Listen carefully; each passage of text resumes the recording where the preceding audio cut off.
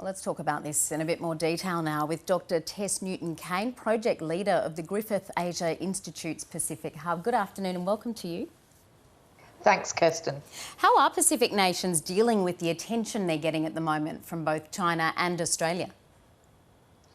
Well, it's obviously a really busy time in the Pacific with lots of visits. We saw previously in Solomon Islands a number of high-level delegations. So I guess it's a bit of a double-edged sword.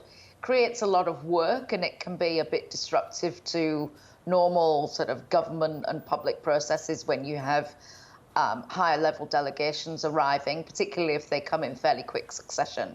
But I think possibly more outweighing that is a sense that Pacific leaders and Pacific communities have that their countries are important to these bigger countries, that senior leaders want to come and spend time in their countries, meet with their leaders, possibly meet with other members of the community. And so it's definitely creates a sense of there being much more focus and attention on what's going on in these countries than there might have been previously. Let's talk about the significance of Australia's Foreign Minister visiting the region within days of being sworn in this week. How important is it that the Pacific sees Penny Wong and that indeed she's addressed Fiji's government and saying that she believed and accepted Australia has neglected the Pacific when it comes to that really important issue for Pacific nations, climate change? Yeah, so Penny Wong, as you say, arrived in Fiji, I think it was day 4 of being Foreign Minister. She said in a press conference earlier today that it was always her intention to visit the region very soon after being sworn in. Obviously, she had to go to Tokyo first, but she said it was always in the plan that she would be in the Pacific very soon after taking on this role. She's not new to the region. She had engagement with regional leaders previously as Minister for Climate Change, and she's referenced that a couple of times already. Climate change is one of the areas where she's pointed to this being a new era of engagement. She's been at pains to say that a lot of what has happened in the Pacific, a lot of Pacific policy operates on a bipartisan basis, but this new Australian government brings with it a new approach to climate change, new ambition and a new intention to, as she would say, stand shoulder to shoulder with the Pacific. She said today in the press conference that she and her government very well aware that in the Pacific, climate change is not a political issue. It's not an abstract issue. It's very much a real life issue that people are dealing with on a day-to-day basis. Well, the timing sees Penny Wong's visit coincide with the visit from China's Foreign Minister Wang Yi in the Pacific. Does it appear to Pacific nations that the two countries are in competition with each other in terms of their influence over their smaller neighbours? So I think that's an interesting question. I guess the way I would look at it is to reflect on what we've heard from Pacific leaders, over quite some time now, which is that they're not really interested in competition, that they want to be able to have a range of partners, a range of relationships available to them. Just yesterday, the Prime Minister of Fiji said, what's on the table is, we deal with all partners if we feel that partners bring with them things that align with our priorities, then we will work with them. And that's quite a common attitude in the Pacific. So Pacific leaders have said, this isn't a geostrategic chessboard. We're not pawns in someone else's game. Neither are we a prize to be fought over. In fact, what we have heard from Pacific leaders is that what they're looking for is that their development partners, whoever they are, can work better together, can cooperate and collaborate better in order to really support Pacific Island countries in achieving their own objectives.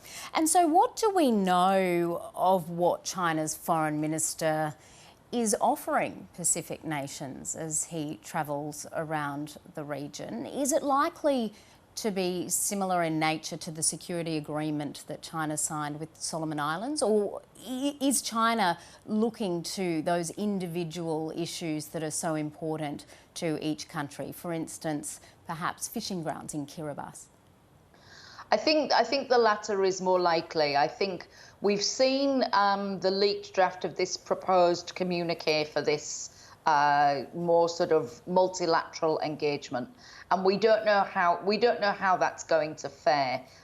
Previously, you heard that the president of FSM has already pushed back on this, and it's quite likely that he's not alone in being super cautious about that. So what we are likely to be seeing is what my colleague Anna Pauls has referred to as a doubling down on bilateral engagement. So I think we'll be seeing current agreements, further entrenched, and possibly new agreements entered into by way of an MOU. So quite sort of skeleton framework things. And I think that they will be tailored to individual bilateral conversations. So it may be fishing in Kiribati. Last week, Vanuatu signed off on an agreement with the Exim Bank to fund redevelopment of an airport in the north of the country. So I think what we'll be seeing is quite individualised bilateral arrangements, which will be, as I say, a consolidation of what's already in place, and then where there are opportunities to build on them, there's no doubt that Chinese officials will be wanting to get those at least initialed and put it, and get that process started, even if we don't necessarily hear very many details at this stage. The Solomon Islands Pact was called the Security Pact. Is China looking to implement something similar with each nation? Is it looking to be able to have a military presence in each Pacific nation? Well, I think we need to just take a half a step back. The Solomon Islands Security Pact, the fact that it's in place does not mean that there will definitely be a military base. In fact, the Foreign Minister of China, who was in Solomon Islands yesterday, in his comments said that there is no intention to have a military base in Solomon Islands.